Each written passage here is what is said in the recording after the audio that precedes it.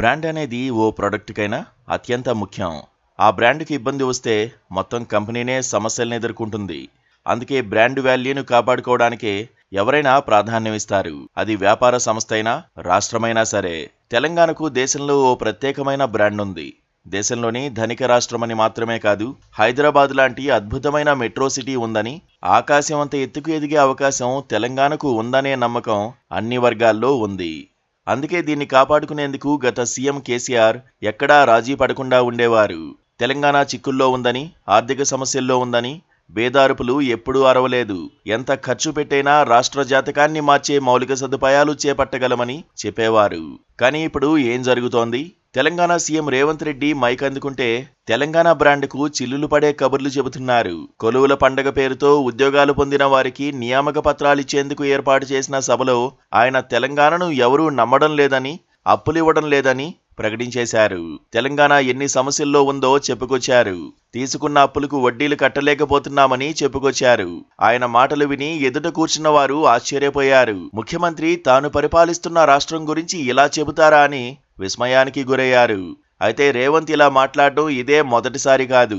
Mic అందుకున్న ప్రతిసారి అప్పులు పెరిగాయి, ఆదాయం తగ్గిందని, ఇలాంటి పరిస్థితిని ప్రజలకు వివరించి ఒక్కో పథకం అమలు చేసుకుంటూ వెళ్తున్నామని, ఎక్కడా దాచుకోవడం లేదని చెబుతున్నారు.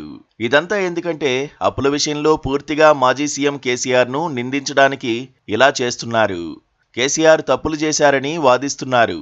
ఇలా చెప్పడానికి రేవంత్కు హక్కుంది.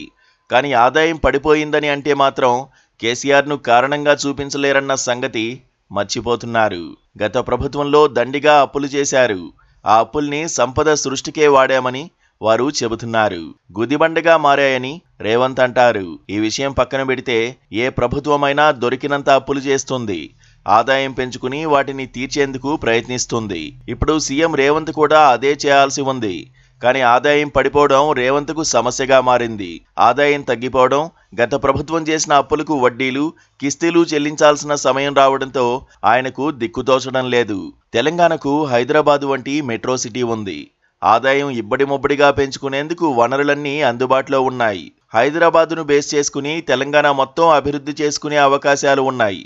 అయితే ఆదాయం తగ్గిపోయిందన్న మాట ప్రభుత్వం వైపు నుంచి వస్తోంది. ఇదేమీ చిన్న విషయం కాదు. అసలు ఆదాయం పెరగకపోవడమే తగ్గిపోవడం. ఇప్పుడు పెరగకపోగా తగ్గిపోయిందంటే లోపం ఎక్కడుందో అందరూ సులువుగా గుర్తిస్తారు. 70,000 కోట్ల ఆదాయం తగ్గిపోయిందని రేవంత్ ఓ సందర్భంలో చెప్పారు. ఇదేమీ చిన్న విషయం కాదు. రాష్ట్ర పాలసీల కారణంగా ఆదాయం తగ్గితే మాత్రం ఖచ్చితంగా మార్పు చేసుకోవాల్సిందే. లేకపోతే రాష్ట్రానికి తీవ్ర నష్టం జరుగుతుంది. అయితే ఎన్ని కష్టాలు ఉన్నా లోపల చిరుగులు చొక్కా వేసుకునైనా బయటకు మంచి కోటు వేసుకుని ఉంటేనే పరపతుంటుంది. అలా కాకుండా రోడ్డున పడ్డామని చెబితే ఎవరు మాత్రం అప్పులిస్తారు? Please do subscribe to Please do subscribe to Please do subscribe to Please do subscribe to Please do subscribe to Please do subscribe to KTV Telugu. KTV Telugu. KTV Telugu. KTV Telugu. KTV Telugu. KTV Telugu. Please do subscribe to KTV Telugu.